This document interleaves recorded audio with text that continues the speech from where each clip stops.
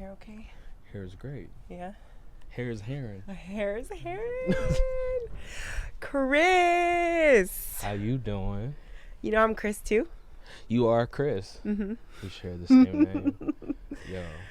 I'm so excited that we're finally doing this. I know we've talked about this a bunch, and really, I think I think I approached you last year. Yeah, January of 2023, we Yes. met in person after kind of corresponding online. Mm-hmm. After a clip that you saw and you Yeah. were interested and intrigued. Yes. We had that beautiful conversation at the coffee shop and I got to know you. Yes. And is this my second time seeing you in person? I think so. Wow. It doesn't feel like that. I know. Yeah. I think I have a lot of friends that are like that out here, because when I moved out here, I was just very fearless on just exchanging kind of not only the love of dance, but also building relationships with people I would want to work with, and also who I might be working around. Mm-hmm. So, I was just like, it was also pandemic times too, where I was just like reaching out to a lot of people and just like, hey, would love to be a friend. I would love to collaborate, or like, I love what you do, and that's it. Yeah. Let's go. I would like and just hype people up, and I have so many friendships now that are really strong over the 6 years of me being here so far, and you're one of them. Yeah. Yeah, I feel that too. Like, I think there's two tiers that attract me to people. One, like really high level of talent, but without the humanness behind that, and my ability to want to just be around you and break bread with you and have a coffee with you. Like, I really need both. And the talent doesn't have to be there, but I just say that because that's what attracted me to you and your page. When you reached out to me, I was like, holy shit, like, you're an incredible mover. And then when I spoke to you, and just in the text that you sent to me, I could tell you were just deep and willing to be vulnerable. Yeah. And I really appreciate that in a Yeah. person. Thank you. I really also think it's a really brave thing you have with the podcast. And I think when you brought up just like, you were more breaking down to me when we met, like what the podcast is and like what that meant, conquering your sexy, or getting that confidence and really diving into what in all aspects in our lives require confidence, and then how do we need to pull that out of ourselves, and is it there? Do we need to learn how to gain it? What is our relationship with that side of us? Is it negative? Is it positive? Is there shame behind that? Is it not? Is it really just getting to the meat and potatoes of what that concept is of confidence? And I was really just like, I would love to get on air and really, one, practice how I speak out loud to people. And I think that's the first step of where my confidence comes from. So even just how you are as a person, you're just very confident, mad, just upfront with who you are and what you like. And that's more needed in the world. So Thank you. And I want to live through that with how I see art and stuff. So I haven't had a lot of men on the podcast because I think that Conquer Your Sexy, that name, tends to come off like it's feminine. But I loved that you reached out to me and you were intrigued because of the name and sexy and confidence being something that you wanted to dive into. And we were just talking off camera about confidence, and how I was telling you that I actually think now I never identified as shy, but I see it in myself and I feel it in social situations, but I'm still able to kind of, I wouldn't say just portray, but break through my shyness to make my opinion and my purpose known, because it feels stronger than the shyness. And you were saying that when you are the most confident, you're actually more silent. Yep. So I thought that was really interesting that we had that contrast. Can you tell me more about that? Yeah. So when I'm more observant, I tend to, as one does, just stay to themselves. They're having a bird's eye view. They kind of, it's not dissociating, but it's a little more just playing the wall, staying on the, holding up the wall, so to speak, in social interaction, in public settings. And I've learned when I am trying and overcompensating socially, I start talking. But I was never a talker growing up. Even moving here made me a better talker and more communicator.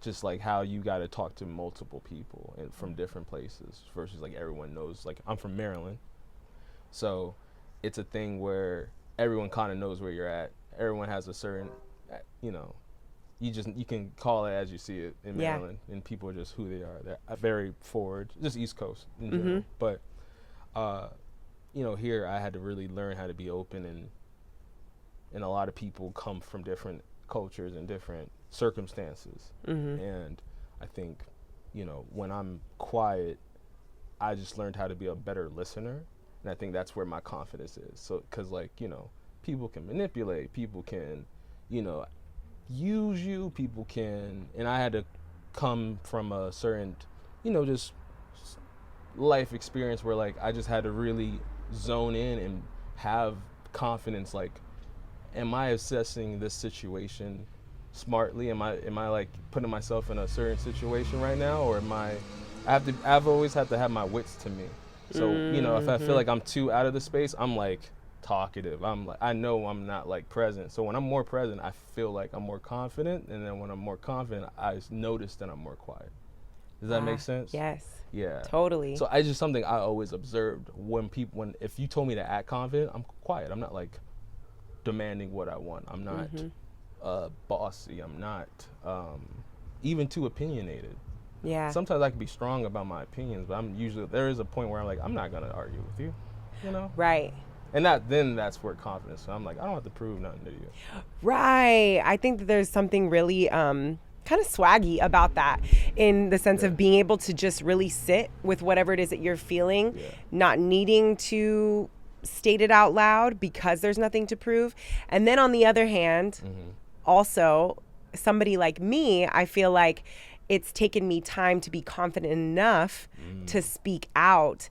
So it's interesting that we had that difference, because I think that I tend to be a little bit louder when I'm feeling confident, and I feel the need to express myself and have it be heard and share what I have on my mind.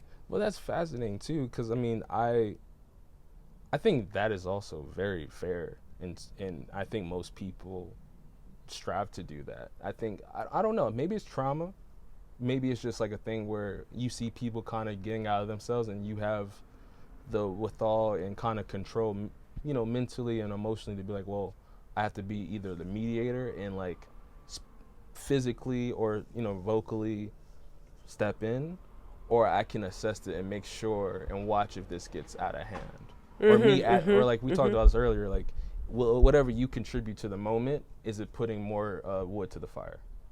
Yeah, what good will come of this? Yeah, is my tongue worth this altercation? Yeah. You know, and is whatever I'm gonna say, is it gonna help it or make it confusing? Yeah. Or worse? Yes. Confusing's also bad.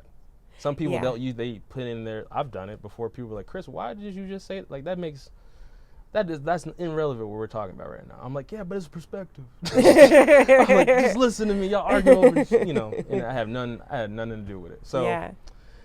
You said that people are more forward on the East Coast. Now that you've lived here for 6 years, do you feel like you have taken on a little bit more of the persona of like the typical LA person that is a little bit more open and free and willing to take in whatever is around them? Yeah. Yeah. I think that's always been my personality though. Very open, very I don't know, I keep things very minimal. I'm a very minimalist. I'm very just simple, but I think LA has also made it okay for me to like just dress how I want to dress. Like, you know, like I feel like East Coast, you can kind of like, I mean, shit, New York is why people love sneakers, like hype beasts and all that. Like, you have no car, so your sneakers was literally how you show off your Rolls Royce. Is your Dre's or your Nikes. Oh shit, I never thought about it like that. Yeah, sneaker culture comes from New York, 100%, I believe. Like, what's the movie? Spike Lee, Doing the Right Thing. Like, that was a Air Jordan advertisement of a movie because of Spike Lee and him being like, well, he got the shoes. Like, that whole commercial, like, that's where my dad put me onto that kind of branding and Jordan mad back in the day. And he's from New York. My dad was from New York. So it's just like, you know, I don't know. I think fashion there is just a little more.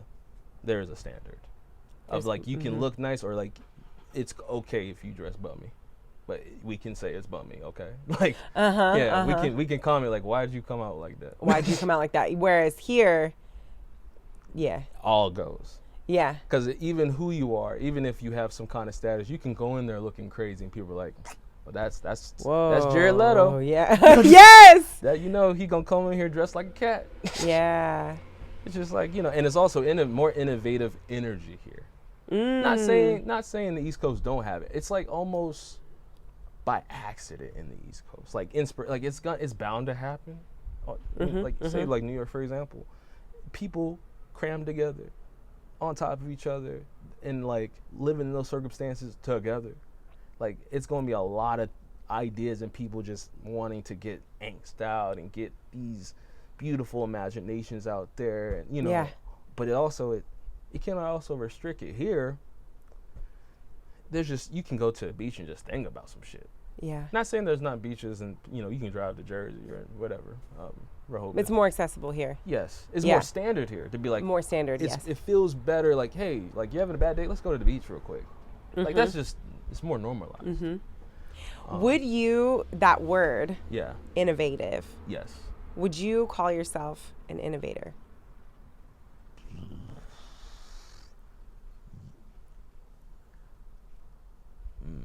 This is the wise fool answer, okay? Okay. I strive to be. Okay. I think I have to prove to myself that I've innovated something. I think I'm good at. You have yet to? I think I've yet to. Okay. Like, I think I strive to be, and I think that's the part of an innovator all you need. Like, if you think you're an inventor, it's like you want to be one, so you're there. In my opinion. Some people are like, well, you need to get in a lane, do some research, do your homework, pay your dues. And that when you talk about innovating and like, people that have patents on, there's people that actually are like, people that work at Disney, they're like Imagineers and shit. Like they really have like patents on like certain technology that no one would ever touch but Disney. So it's like those people, they are very innovative. So I'm aware of that lane of innovation. But then just like having like daydream thoughts about like how things can be created and what else what concept or idea can be brought into an artistic space. Like I feel like I'm innovative in that way.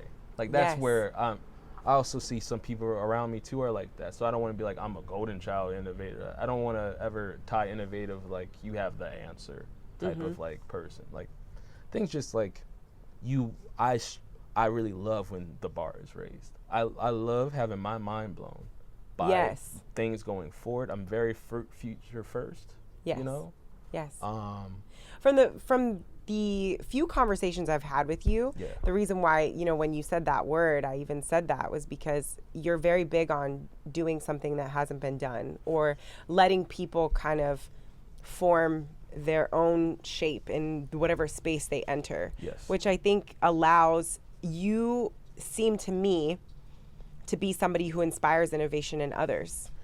Yeah. And I think there's people I roll with and people I seen and dance next to, and sorry to keep in the dance space, but like people that I've seen literally just dance in front of me where you're like, that moment can't be like it's people in a cypher. The shit I've seen in a cypher, oh my God, there's no money. It's priceless. Like friends like Concrete. Seeing this motherfucker dance sometimes. Top 5 crumpers, maybe of all time, in my opinion. The shit he just labs on, you just like, yo, you just did a little movie in front of us, for us today. Or like you see people that like mime, you're just like, what the fuck? That was hella funny, like what you just did. And people just take it for granted sometimes. It's like, that's the art. And it's like, well, what else can blow our minds like that? That's where my brain goes. And I've noticed that's just where my brain goes. And that I have so much confidence in that where I'm like, I lead myself as a wise fool as being hopeful with certain ideas I have and things and wants things that I want to push me too. Yeah. Yeah, like I'm dope. It's dope if someone else makes it.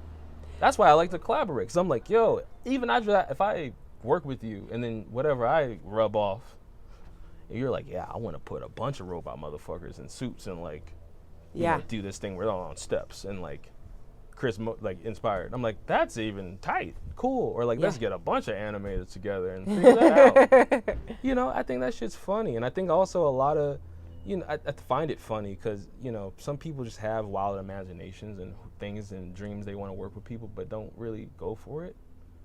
And I'm just trying to go for certain things, and that was the whole point, like me reaching out to certain people on Instagram when I first moved to LA, because I was like, we're too dope to not be working together. Yeah. Yeah. And it's not really, it's hard to say that out loud, but when you really believe it, it's like, what else? What are we doing here? Yeah. Because then it gets really discouraging to be here when you don't admit it. When you're just like, wow, what else can we do here? Yeah. Do we have to wait for people? Somebody else? It's like, to give us you the have this opportunity. crazy idea, or you have this crazy thing you would love to see, or like those high, or like, you know, brunch questions. Like, what if this happened? What would y'all? How would y'all do it? Like, if you had these resources and all you had to do was like work with newspapers, and you're on, and you have like tappers. What are you gonna do with that? And you got a budget of like da. Would you like those ideas, those conversations? Like, well, shit, you should probably do that. You kind of sound nice. Yeah. But it's just like, you know, being also challenging with your friends like that, like being comfortable Asking with that. those questions. I have friends that literally we're driving somewhere, and my friend, shout out to Lance Guillermo, he'd be like, all right, he'll, like a song from Lady Gaga comes on, he's like, okay, he'll stop it, rewind it, and be like, okay, you got $1 million budget. You got only 6 dancers, but everywhere is just, think about tar pit, like black matter, and everyone's covered in it. Whatever, it's like just paint.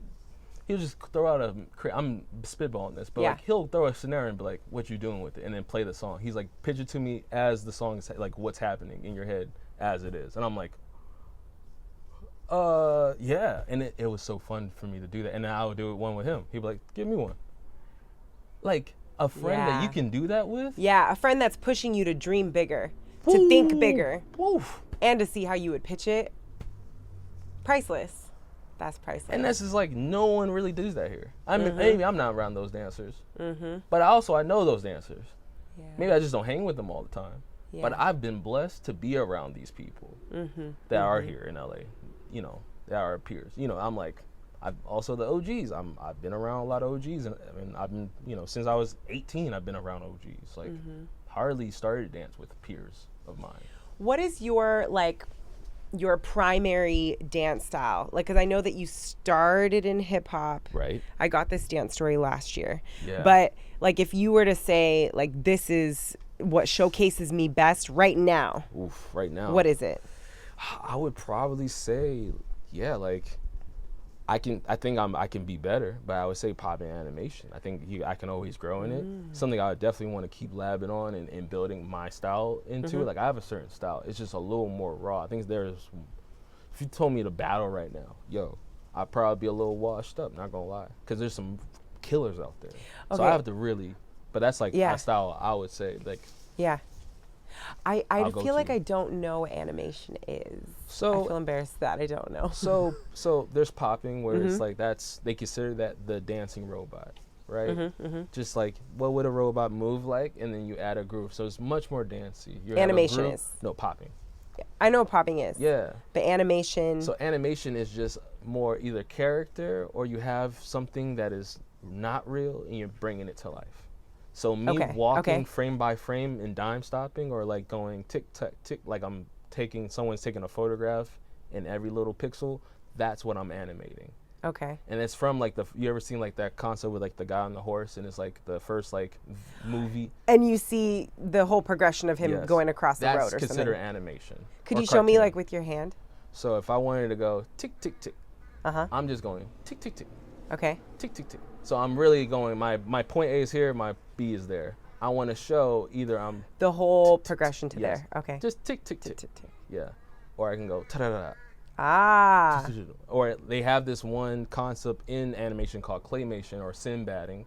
Mm-hmm. If you ever seen this, or like the Rudolph movies, like Christmas movies, where they're Yeah. all like stop motion. Yeah. There's a dance style where people will literally be like claymation, and they're just like, you see like my hand kind of Whoa. being manipulated, but I can stop and tick out of it. Or I can keep it just ticking, and it looks like I'm not real. But some people like Bopping Andre masters at it. And it comes from a style. So even who you're producing yourself to be or introducing to the crowd when you're entertaining, it's like that style looks different on everyone's body. So, Yes. So when I say like my style of animation, I'm still workshopping what that is. And it's something where I'm inspired by miming. I'm inspired by clowning. I'm inspired by like minimal movement. Some people, when I was coming up dancing, they'd be like, yo, you need to dance bigger. And I,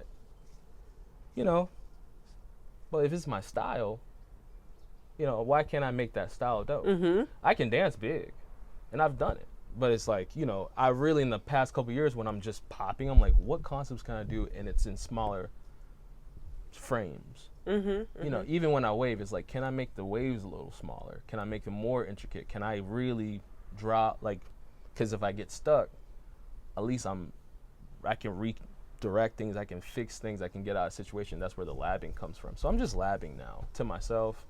I had an injury 2 years ago, so just been rehabbing it for a couple years, just getting back into dancing in general. And I've been actually dancing on a really fucked up ankle for a while. So what happened to your ankle? In the pandemic, just fucked it up, just dancing. And I did this move 3 times. It's like a little meltdown I do where I snake down. If you see any of my videos, there's a move I used to do prior to 2016. I'll just snake down like most poppers do. It's a mad, easy wave down, and you go to your knees. Did that shit like 3 times, dancing to a fucking song. The 3rd time, I was just repeating, and I felt it in my freestyle. I was like, yo, I'm repeating too much. But I'm like, get out of it. I'm going to do something different out of it. I'm labbing. Wank! Just heard a little, and I was like, what the fuck is that? I was like, what the fuck is that? Put that a soundbite in there. You know what that song? What the fuck is that? Yeah, what the fuck is that? Yeah, so I've never been injured though. I've never been injured in my dance life until this moment in the pandemic. So I was like, yeah, this is weird. I don't know, I don't want to go to you get all these things, new emotions and things. So I've really just had to take it easy and learn how to work that I never been in recovery like that. It wasn't too bad. I didn't break my ankle. I didn't fracture anything, but it was like. Do you break a ligament? Or are you not sure? I'm not sure. I think it was just a sprain, maybe minor fracture. But it was just something I went to urgent care. They were like, yeah, you didn't break it. We're gonna give you a consultation for X-ray. And went forward with that. But yeah, injuries are just sucking. So they suck. So what emotions came up for you when you got injured? First thing it came to it because I wasn't battling for a while because of just the move, and I was doing more commercial jobs, and then I was trying to even get in the crowd and find people to even lab with. My crew's back home, or they're just doing other things in life. So I was like, do I find a new crew out here? Am I trying to be in LA this long? What am I doing in the battle work? Because that's kind of where I started. I was really figuring out in my dance. I was like, that's where I was finding myself. I was getting down with crews, going to battles, jams. I was just doubting if I was gonna ever battle again. I was like, will I ever battle again? When I was just getting nice in my style, And I was doing jobs where I'm animating. I'm like, yo, I can say I'm an animator. And finally, I got to put some years in trying to get the foundation and popping down, and I was just really sad that I could not, even with all the ground floor work I would do, even breaking too. I wasn't a B-boy, but I was a breaker. Right. I got floor work. I got mad shit. I still can do floor work, and I had to, condition my body for that now. But I used to do some crazy shit on the floor, and now all that bag is gone. Now, there's things I'm really timid to try because of my ankle. So just even establishing why my advantages are now gone, and what can I compensate that with? Like, really, what else do I have to offer? And I'm getting more creative with concepts, getting more like, what are my other strengths? Just keep it going. And then on like off hours of dance, like getting this stability back and mobility back, like just making that a new habit. Yeah. But then slowly reintroducing like concepts where I can go on the floor, and just that's just also just normal athlete shit too. You gotta kind of. I was just about to say, I feel like anybody who is active as like a really huge part of their lifestyle, I do feel like we experience aging in a different light, because we're not just getting used to our body looking different, but we feel all of those changes in our body, I think, in an amplified way, because we're used to being able to do kind of whatever. Like when you're young, you can get injured and you can get right back up, and you don't have to necessarily stretch to start, and experiencing your body feeling less energy, needing more restoration. Like I know I feel like I can do everything that I used to be able to do. Right. But I need way more recovery time. Yes. And that's really interesting to experience. But it does make you become more creative. I think I've gotten more creative because of my knee surgeries. I've understood that I'm more as an artist than just a dancer. It made me, it wasn't only the injury at the time, it was also the pandemic, and I don't want to have this to be a podcast about pandemic. We talked about it so many times already. It was a big chunk of our LA time. It really, you know? Damn near. Yeah, pretty much. Yeah. I was in that motherfucker for sure in LA. Yeah. But, it was just something where at the time I was just like, man, I really got to watch the world right now. And like, what else? I didn't know. And this is just like, I know this is not the typical dancer experience. This is not what I'm speaking on. But someone that is curious about the life of a dancer in LA, this is, I think most people can relate to. I wasn't sure what it took out of me, what it would take out of me to really keep dancing out here at a professional level, whatever that fucking means, whatever I thought it was. It changed every fucking day, honestly, the more I was here. But I wasn't sure what that really entailed on my soul, my focus. I have ADHD. So how much of my focus and discipline I was really, and I was seeing everything crumbling around me at that time. So when I got injured, I was just like in that already street dance conflict with myself. And then the commercial, I was like, man, this is, I don't know. It really just challenged, what I wanted to, how I wanted to see dance, what else made me inspired. And, I wasn't really prepared to own up that I had no other interests. Like I had no other, like, what else do you like, Chris? Like, what, like, I was saying all these things I wanted to do, but one of my friends was like, yo, like, can you name 10 directors? And I was like, just being on the spot, I couldn't. Like, even ones I liked, I was like, yeah, no. And it's just like, when I actually had the time in that moment, in that time of injury and the pandemic, I really did all that stuff. Like, what I like to eat, like, what are my favorite types of music? What else music do I like? What if someone really asked me certain questions about myself, can I answer? Like, there were some things I really didn't know about myself. And I know I'm not saying that's everybody, but I think it's some people that are like so eager to get out here, they kind of skip that part, even at a young age when they get out here. Like coming out here at 18, like some people, they got a good family support. Some people don't. And they come out here, and then their friends is telling them what they think they should do in LA, and it's like, go to this class, and like, yo, come with me, and it's like half your friend group is who encouraged you to come with them because they needed the confident boost of a buddy or an assistant. Yeah. Or you go in that route. You go to the OGs first for like, what do I do here? Or so I know some people coming out here, and then there's people where you can't even compare yourself with what they do. Mm-hmm. So also when you get to, the universe is like, sit down. You're like, okay, well, if this was gone, what are my other gifts? Yeah. Do I feel like I have other gifts, Yeah. Do you feel like, because we were just talking about how your mom at 6 years old told you that you were a Renaissance man. Yo, yeah. Do you feel like that re-inspired the true Renaissance man in you? That moment to sit down? Well, that moment too, it was something where like she would say that just more, not a joke, but it would be like just surprising. I had a lot of things and opinions about stuff, and I had a lot of interests and a lot of things I would like to dabble in. But like it definitely sparked something, because there's nothing where I've not tried. Yeah. There's not an avenue where like I had some kind of foot in it, like merch, designing logos, or editing music, video editing, dance itself. You play the piano.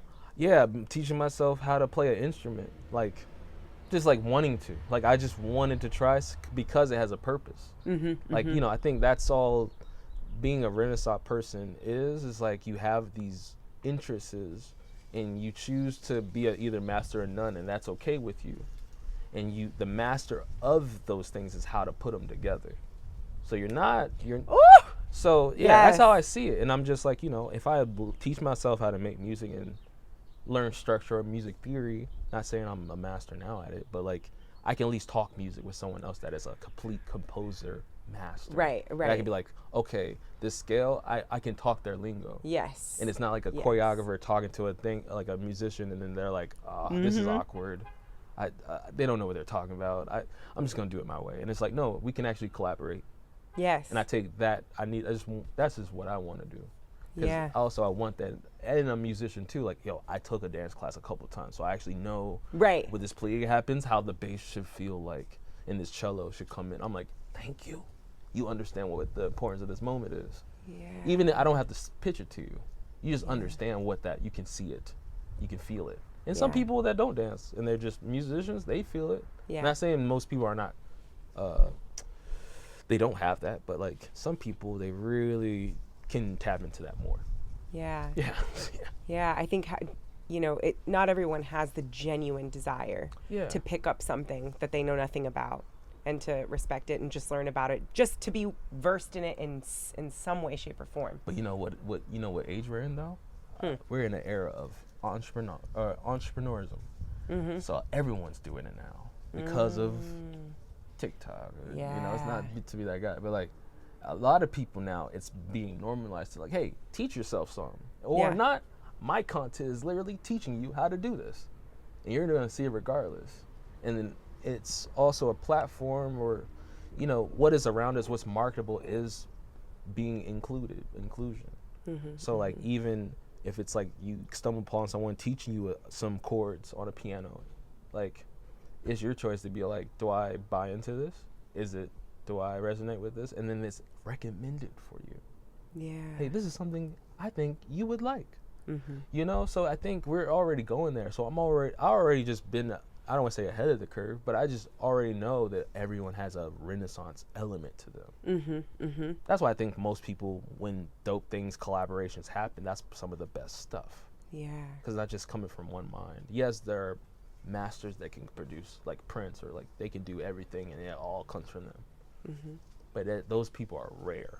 And I'm happy to admit that those certain people, we want them around so long, And not saying, and I also think that can be taught. That can be, there are gifts, and there are some ways of like, listen, this is how I see the world. And telling a 5-year-old that, and being like, that's not beginner. Like I can start a class, teaching a hip hop class to a beginner, and like teaching them animation out the gate. Yeah. Like there's kids already learning head spins at 3. Yeah. Like no, dead ass. Yes. Japan or Puerto Rico, like kids are already breaking before they can do algebra, yo. Like, you know what I'm saying? Like some people that look at that, they're like, that looks so complex. I'm not even gonna try that power move you call it. But then they know like neuroscience, It's just like certain people's brain, how they work. Yeah. I don't know. I think what we have an affinity towards. The human brain is so fascinating to me. So I think being a Renaissance, you're just noticing that we have this potential in us to really do great things. I'm a believer that great things come from us. We are beings that we have ideas for a reason. Those ideas are consciousness. And I think it was like Alan Watts that was like, when I say I, or when we say I, the universe is noticing itself in a particular place and time.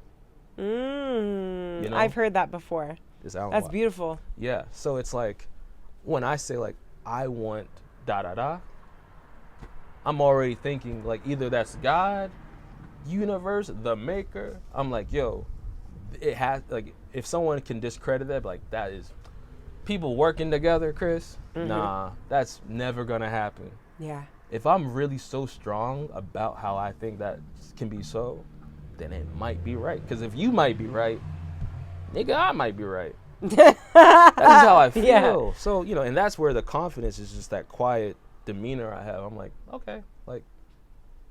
How do you deal with having so many ideas? Because I think as people who are, I think everybody's creative. Yeah. Kind of like how you said everyone has a Renaissance element to them. I think everybody's creative because we're creating every single day. But as people who are specifically, I think, in the entertainment industry, where we have to generate ideas often, and someone having ADHD and like having all these thoughts and ideas that you want to see come to fruition. How do you pick one? Yeah. Have you ever felt overwhelmed? I always feel overwhelmed. I think I feel overwhelmed when what yeah I feel overwhelmed when I see that an idea has to die and I can't save it. That's the only times I feel overwhelmed, because every idea can. It also comes. But so many of them have to die. I think therapy helps with that. It's like thoughts. It's a thought, just as it is. As it is, you're like, all right, thoughts can breeze by like clouds. But when an idea fucking won't go away, and it feels like you, and then it's like, call it ego, call it your persona of yourself, or call it human nature, big nature, I guess. If you're like, damn, my heart wants me to fucking make this. Like, I might be responsible if I, like, for example, if I have an idea and I'm like, this can change so many people in a certain community, and this community can feel safer if I tell this story. And like, I had this, it came to me like so easy. I know how I could do it. It doesn't even cost that much. And it can look really nice like how I just saw it. The little things your mind does to be like, this can work. But where your priorities at in that moment? Can you afford to do something? You might be getting your life together and you just want to do what I did. You know, time and place. But when, you know, life happens and you're like, it's all right, it's been a year and I haven't done it. All right, I talked about it with somebody and that was a big step.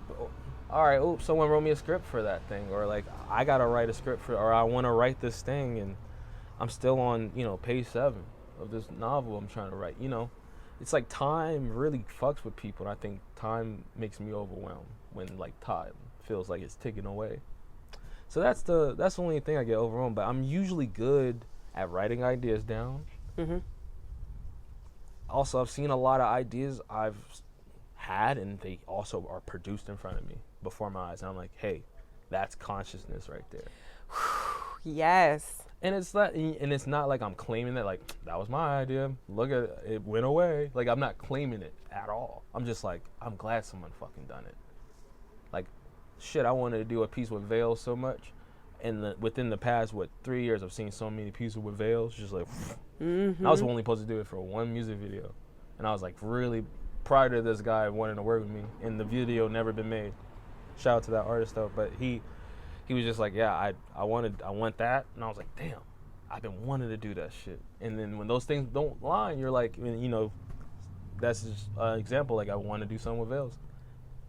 If that never happens, I'm not butthurt about it. It's just like, you know, you just go like, damn, that would be beautiful. But you also gotta appreciate that, like, that was a beautiful thought, and you gotta let it breeze past like a cloud. That's such a beautiful perspective. Just I hope that making sense. Even if somebody, that if you have an idea and you see it being made, you're just glad that it's being made. Yeah. And like the quote that you said earlier, you know, we're just witnessing and observing the universe ourselves.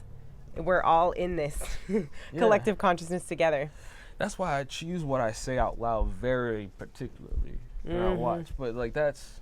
Because I really think, too, when I say things out loud, I've also seen it how that affected my mood. And coming back to ADHD, like it's all like, to me, and I'll say personally to be on record, but like I think most people that are professionals in like psychology, they'll say like it's a coping mechanism what ADHD is. It's how it's like only happens in certain experiences. So like you might not see me being ADHD on a video game.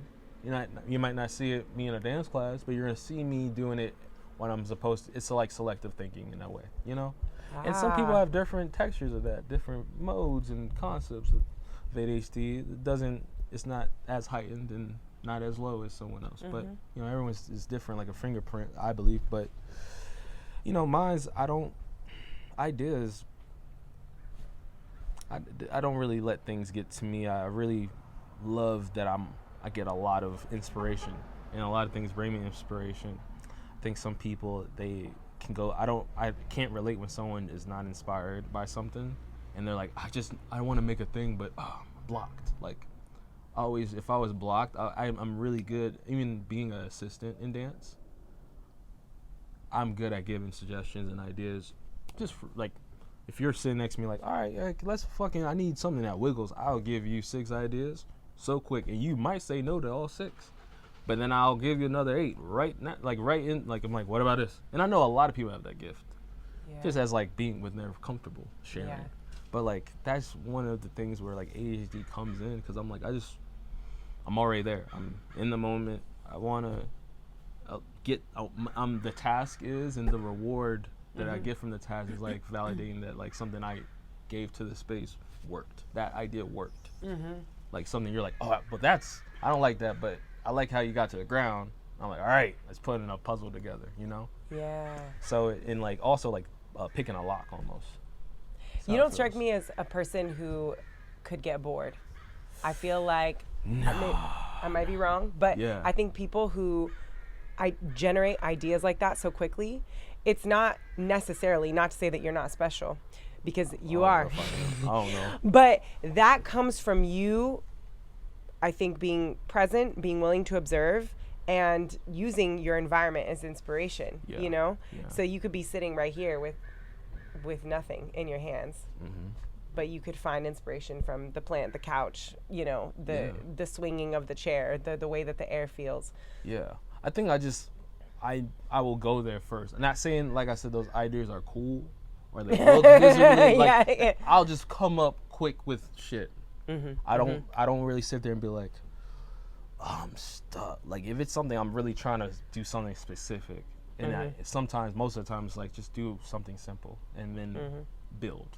That's always the case in like a rehearsal process or skeleton crew, where everyone gets stuck. They're like, fuck, what is this thing I want to do? I'm like, well, all right, well, I'm gonna do something mad chill. And half the time, most people are like, when I'm in a space, personally, I'll do something. I'm digging around. They're like, what you do over there?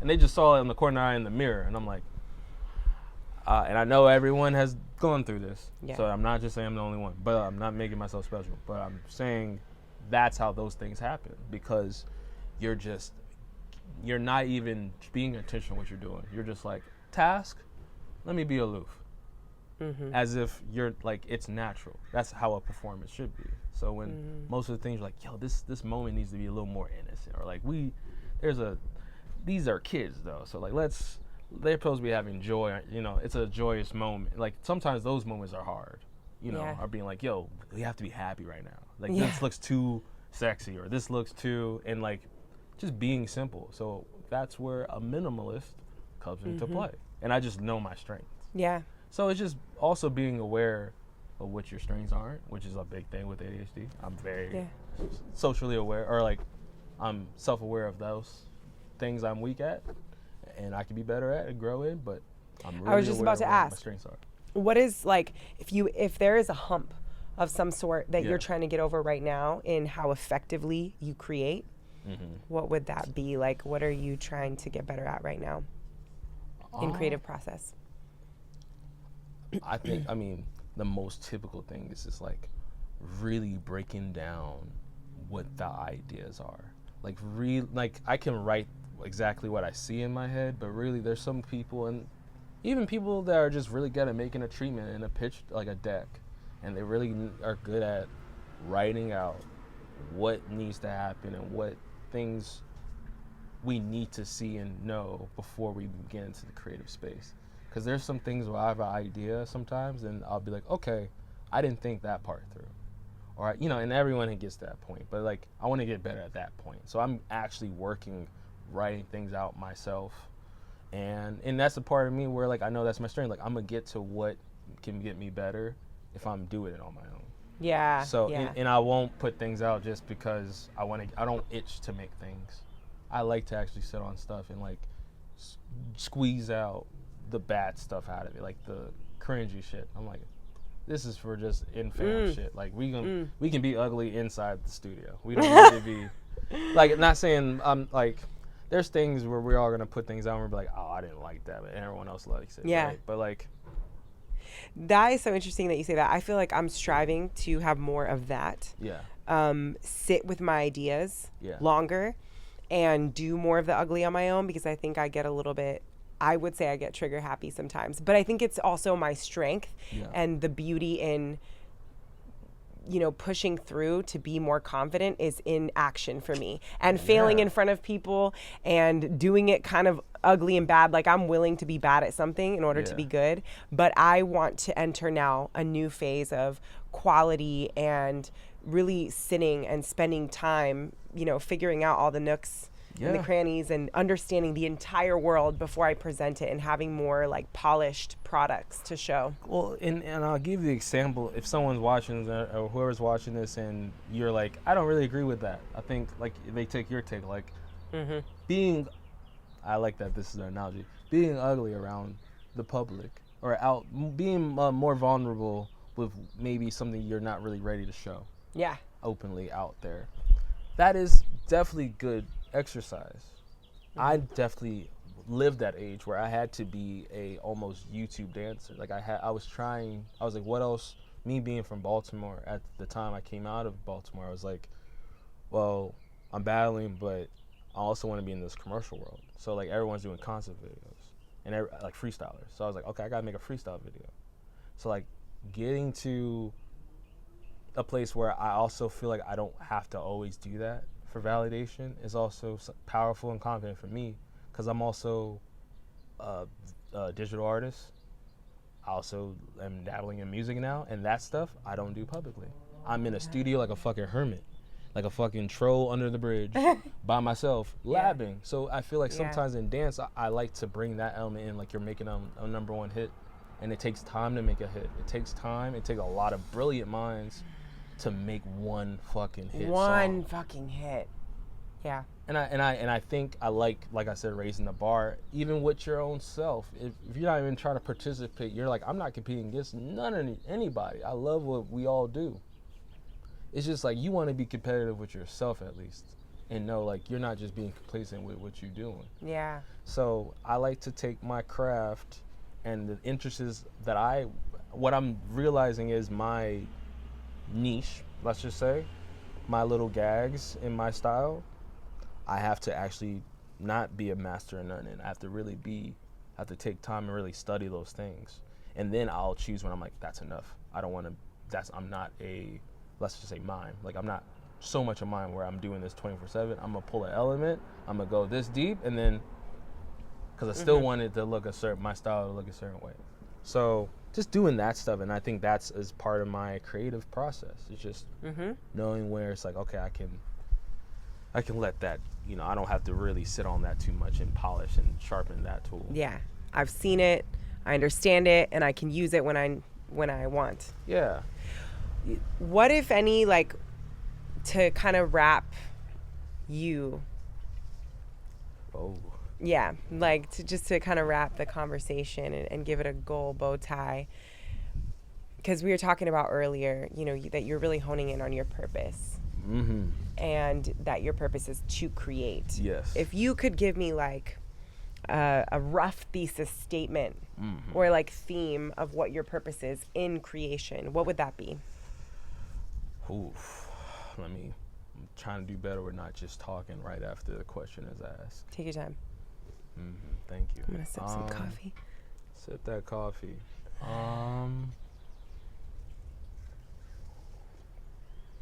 My purpose in creation.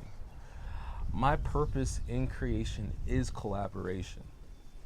That is just, I think I was born to collaborate and give myself to society. Like, I'm a servant to society. I think that's the main goal of most theater goers back in the day. They felt like they had some responsibility in the theater. That was their life. There was importance back in England when you had a really stance and status in the theater. And I want to bring that element back to people. And it's not like status where it's like a celebrity dancer or like celebrity art. It's like your soul, it's fulfilling that you are telling stories. Just like how most cultures, a storyteller, it's of the village it's of course you're like the Rafiki of us. We value the storyteller. We value the person that takes the elixir and goes on the trip and then comes back and tell us what we should not, do, and what we should be aware of, and what other wild stories they went on that journey, and what they want to teach us. Like, we value those people back in the day, and only one person did it for we always had that crazy person that shared the stories, or the jokester, the gesture. And I think that's my role as a person. I like to be a goofball, but I'm also not. I know my place when to do it, and I know that's I'm like a wise fool. That's my. So you take the elixir, but not like all the time. Not all the time. Mm-hmm. And I'm not saying I have the answers or like shit like that. I don't have the answers, way, but like I want to be collaborative on things to push humanity forward, and how to heal. My purpose, I want to heal myself. That's my purpose, is heal everyone around me. And yes, everyone needs healing. There's some people, they are doing great in life, but there's something that is dark about that. And some people don't know it. And a lot of people, and I'm speaking from an artist's perspective, people go to art for healing. And we know that. But some people, they really limit themselves on what they can do for people. Like, we can really get some people through some shit if we really make art intentional for that, and not make it feel so on the nose. Like, it could be very slick, it could be dope, it could be profitable, it could be, there's no idea where, like, say I go to Stanford or a university, there's dance teams or in a dance program, and I get these dancers, and I go to a jail, and I take one inmate and I do a piece about sisterhood, so to speak. But this inmate, woman or man or whoever, maybe did domestic violence. And just because you're not putting this person in an audience of people watching this piece, it's just one person, how does that piece affect one person versus a house of 100? And do they get the concept? And then actually going back to them and recording data off their behavior. Like, hey, in this moment, what did you feel seeing this? Did this anger you? And then having these dancers get paid like scientists, because it is recording human behavior. But it's like, we don't think of it like that. And I don't think I'm like Jesus or something having that idea. I'm like, it's not my idea. I have a lot of things that just popped in my head. I'm like, that's not my idea. There's so many video concepts. I'm like, yo, this is not from my fucking brain. This is from the ether, because I have no business thinking like this. And I think a lot of us can relate. It's just we don't really, I haven't done it yet either. We just don't go there. Who goes there? The fucking crazy ones. And then we give them the most praise. Yeah. And they're just bold enough to go there. And it takes some wackadoodles to get there. Yeah. You know? And they may not always get the praise until there's like the result, like they have the magic already. Yes. But on their journey there, we're like, what's she doing? I'm not saying what I'm talking about, everyone needs to hop on. No. I know if you're like, my thing is fucking dancing on chairs, and that's all I want to do, and that's my thing. Like, I love heels, and I love dancing in chairs, and I love that. I love burlesque. Dog, do fucking burlesque. Do your thing, bro. Like, I'm just in the hip hop. I just like, dog, do that. But me, I don't know why I feel like I want to be connected to that, like, almost occupational therapy, or like real somatic movement experiences towards dance. I don't know why maybe because I personally want that in my life, and I think other people would resonate with that too. And maybe I just want to participate that more. Mm-hmm. If you're now like about a third of the way through your life, hopefully, if you live it nice and long. If you were sitting down with Mr. Andrews, 89 years old, what would he have to say to you? What would he have to say with me? Mm-hmm. Oh, wow. That's almost like a trick question. I'm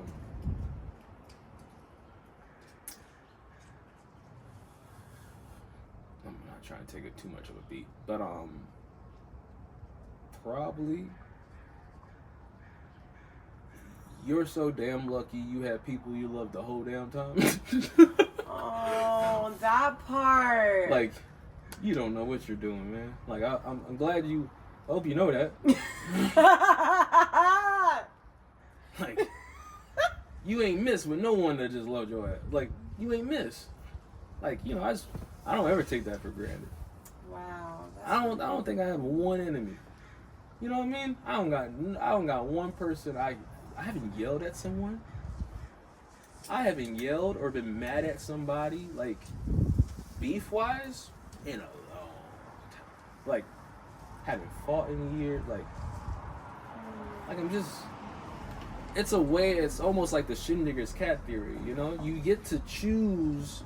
You don't know if a situation's yes or no. It's both. So you just gotta really just make your choice and pick and choose your battles with things. And I try to do that. How I go about the world. And it keeps me peaceful. You know, so I like doing my own thing. I think that's a beautiful place to end. Yep. That was great. Yes. Good job, Chris. Thank you. You did awesome. Thank you for the dope questions. Yeah. I was in